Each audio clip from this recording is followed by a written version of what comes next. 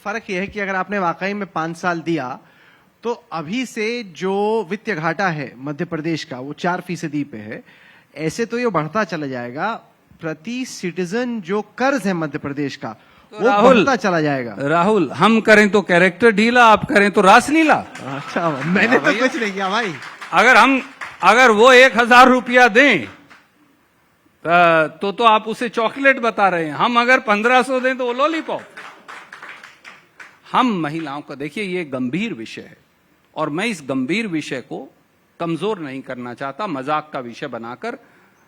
हिंदुस्तान की महिलाएं इस समय भाजपा निर्मित महंगाई से उत्पीड़ित हैं और उससे राहत देना किसी भी कल्याणकारी सरकार का कर्तव्य है। नहीं, पर सरकार तो उतना ही पैसा खर्च कर सकती है ना जितना राजस्व आता है। आप जिस तरीके से आपकी जो 11 वचन है, अगर वो सारे आप इंप्लीमेंट करेंगे तो आपका तो वित्तीय घाटा बढ़ता रहेगा। ये कहां से पैसा आएगा? आपने कर्नाटक में इतने प्रॉमिस किया, आप वहां पे थे, अब वहां पे सिद्धारमैया जी और शिव कुमार के लिए गले की फांस बन गया। वो पैसे निकाल के लाना कहां से लाएंगे? ये चैलेंज तो है। ये किसने कहा? दिक्कत हो रही है करना। हमारे पत्रकार वहां पे लगातार बताते हैं दिक्कत हो रही है क्योंकि मैं आपको ये बता रहा हूं, मैं बहुत जिम्मेवारी से, अभी भी मैं कर्नाटक का प्रभारी हूं। कल्याणकारी योजनाएं लोगों के लिए लागू करना ये सरकार की जिम्मेवारी है। योजनाएं अडानी के लिए लागू करना ये मोदी जी की जिम्मेवारी है। ये हम दोनों में अंतर है। अच्छा, आपने कर्नाटक में चुनाव का संगठन किया, यहां पे आप मध्य प्रदेश में कर रहे हैं, क्या समानता है, क्या फर्क है? एक जो मुझे समझ में आता है वो ये कि कर्नाटक में बीजेपी का जो संगठन है वो उतना मजबूत नहीं जितना कि मध्य प्रदेश में, क्योंकि जनसंघ यहां से निकला, आरएसएस यहां पे ज्यादा मजबूत है। तो क्या आप मानते हैं कि मध्य प्रदेश की भाजपा कर्नाटक की भाजपा से कहीं ज्यादा मजबूत? कई समानताएं हैं। सबसे बड़ी समानता भ्रष्टाचार है। वहां 40% कमीशन था, यहां 50% है। 10% का अंतर जरूर है। शिवराज जी मुंह में भाषण और जेब में भ्रष्टाचार लेकर घूमते हैं। कर्नाटक में जो नहीं था वो यहां है। वो क्या? कैग की रिपोर्ट बताता हूं। पोषण घोटाला हुआ। हमेशा आप लालू यादव जी के बारे में चर्चा किया करते हैं। यहां पोषण घोटाले में स्कूटरों पर सारा सामान चला गया। ये मैं नहीं कह रहा, ये सीएजी कह रहा है। 45 लाख स्कूली बच्चों की ड्रेस चोरी हो गई। जब कोरोना था, मुझे लगता है आपको आश्चर्य होगा, आपके स्थानीय पत्रकार बताएंगे, कोरोना काल के अंदर आयुष्मान में मुर्दों का इलाज कर डाला। पर सर, जब कमलनाथ जी की 15 महीने की सरकार थी, यहां तमाम लोग बैठे, तब थोड़ी कोई राम राज्य था। तब भी तो काफी सारे भ्रष्टाचार की बातें आई। 281 करोड़ रुपए ईडी का आरोप है कि कमलनाथ जी के इर्द गिर्द जो लोग थे उन्होंने ट्रांसफर, पोस्टिंग और तमाम अलग अलग घोटालों में यहां से उगाही की उन्होंने। राहुल भाई, मैं चुनौती देता हूं आज। भैया 9 साल से आपकी सरकार थी, है बीजेपी की।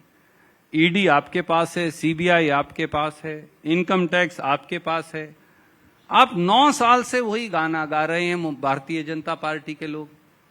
तो हम अगर कुछ गड़बड़ हुई है तो गिरफ्तार कर लीजिए, क्या प्रॉब्लम है? तो कर रहे हैं। ऑगस्टा वेस्टलैंड से लेके तमाम ऐसे मामले हैं जिसमें तहकीकात इस वक्त भी चल रही है। कमलनाथ जी क्योंकि यहां कांग्रेस का चेहरा है और कांग्रेस की सरकार बन रही है, इसलिए उनको उत्पीड़ित करने और परिवार को बदनाम करने के लिए मौके मौके के ऊपर इस प्रकार के लांछन वो लगाते हैं। असली बात यह है कि 225 महीने में 250 घोटाले यहां हुए हैं। 1.5 लाख करोड़ के करीब के घोटाले मध्य प्रदेश में हुए हैं और इस बार बचने वाले नहीं हैं।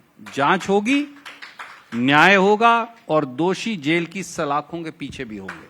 अच्छा, सिद्धारमैया जी और शिव कुमार जी में सुलह हो या उनकी लड़ाई एकदम बेकाबू ना हो, यह आपकी बड़ी जिम्मेदारी थी। मुस्कुरा भी रहे हैं आप, मैं सोच रहा हूं क्या क्या सोच के मुस्कुरा रहे हैं। लेकिन जब आप उस रिश्ते की तुलना करते हैं कमलनाथ जी से और दिग्विजय जी से, उसमें क्या फर्क है और क्या समान है? आपने शोले फिल्म देखी थी ना, तो वहां अमिताभ बच्चन और धर्मेंद्र की जो दोस्ती थी वही है। तो शिव कुमार और सिद्धारमैया की दोस्ती किस फिल्म की याद दिलाती है आपको? राजेश खन्ना और अमिताभ बच्चन की दोस्ती की, और कायम है। इतनी कोई दोस्ती नहीं है उनकी। अब देखिए आप हमारा झगड़ा क्यों करवा रहे भैया? नहीं नहीं, आप वो तो भले झगड़ा आदमी रुके, हैं। वो झगड़ा रुके वही तो आपकी जिम्मेदारी है और वही आपकी खासियत है। इसी वजह से तो आपको यहाँ पे पैराशूट लेके उतारा गया कि जाइए जो कर्नाटक में किया मध्य प्रदेश में कीजिए। जी बिल्कुल नहीं, मैं पार्टी का एक साधारण कार्यकर्ता हूं और मैं आभारी हूं खड़गे साहब का भी, राहुल गांधी जी का भी, कि उन्होंने मुझे मौका दिया। और सबसे ज्यादा वो दिग्विजय जी हों, वो कमलनाथ जी हों और वो कांग्रेस का साधारण कार्यकर्ता हो। 16 दिन पहले मैंने ये चार्ज लिया था। जितना प्यार और स्नेह यहां मिला है, जिस प्रकार का संस्कार और सद्भाव यहां मिला है, मुझे लगता है कि शायद जीवन में मुझे कहीं ना मिला। अच्छा सच बताइएगा, क्या आप कभी खरगे जी से या राहुल गांधी जी से ये बात पूछते हैं कि जो मुश्किल एग्जाम होते हैं, कर्नाटक का हो, मध्य प्रदेश का हो, उसमें तो आप मुझे मॉनिटर प्रीफेक्ट बना के भेज देते हैं, मेरे हरियाणा में ही भेज दो, एक मौका हरियाणा में भी सुरजेवाला जी को मिल जाए पूरा राज्य चलाने का, वहां तो मिलता नहीं। सिफारिश करके आइएगा। हाँ आप अच्छा। सिफारिश करके आइएगा। अच्छा बताइए, मुझसे कह रहे हैं कि बोला जाए खरगे जी को, मन मतलब आपका वहीं पे ही है कि वहीं मौका मिल जाए, क्योंकि एंटी इनकम्बेंसी भी है खट्टर साहब के खिलाफ। देखिए राहुल, जननी जन्म भूमि, यही तो भारत का संस्कार है।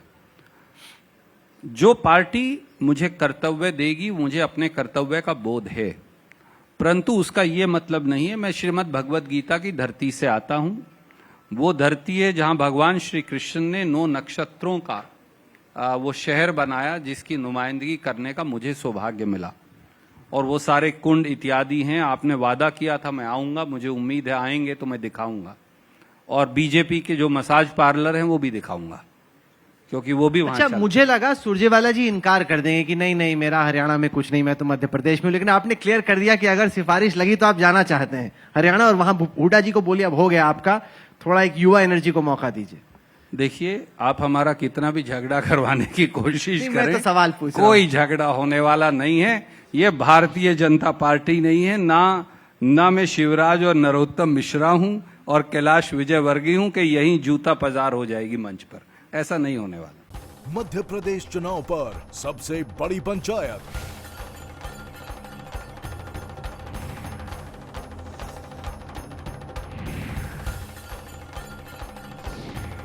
15 सितंबर दिन भर सिर्फ आज तक पर।